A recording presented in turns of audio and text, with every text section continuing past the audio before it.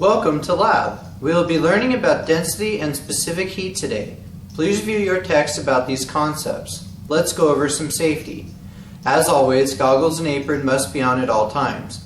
People with long hair need to put their hair up, and any dangling clothing or accessories, such as jewelry, need to be taken care of.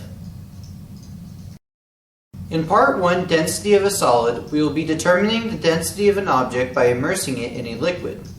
Density is a relation between the mass and volume of something. In order to determine the mass of something, you have to weigh it. That means we're going to the balance room. Here's the balance room for rooms 38 and 40. Remember, never move the balances. Here's the instrument room for room 36, where the balances are located.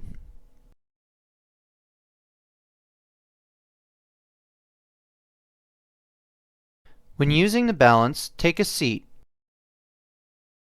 Open the glass pane on the side, place the weighing boat on the balance, close the glass pane, and once the reading stabilizes, push Re-0. Once the reading shows 0, open the pane and place the rubber stopper in the weighing boat.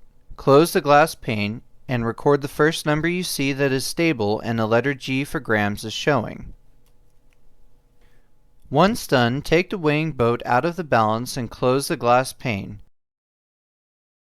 Re-0 the balance, make sure it reads 0. Stand up and push your chair in. If you happen to spill any solid inside the balance, use the brush to clean the balance.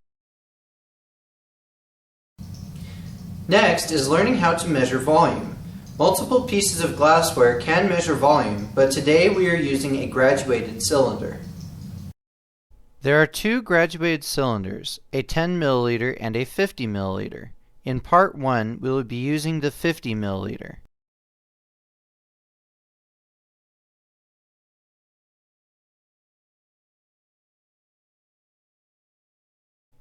Make sure you close your cabinet properly as shown.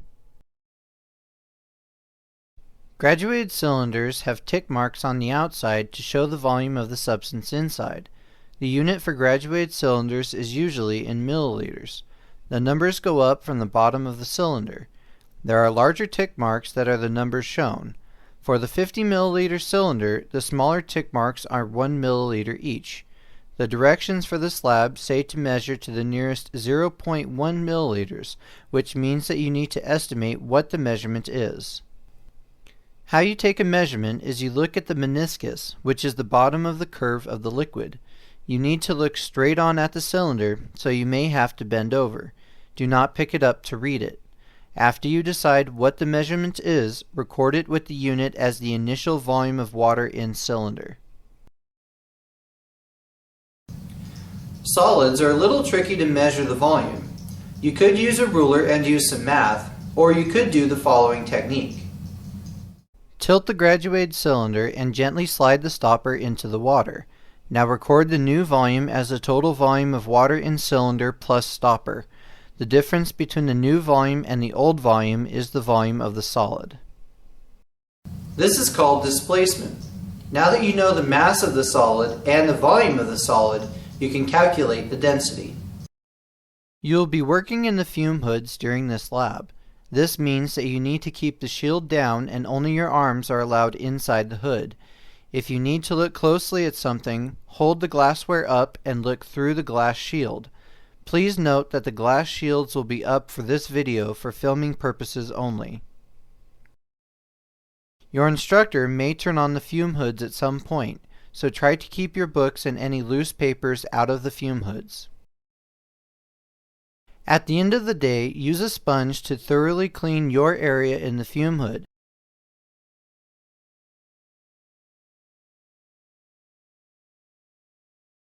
Close the glass shield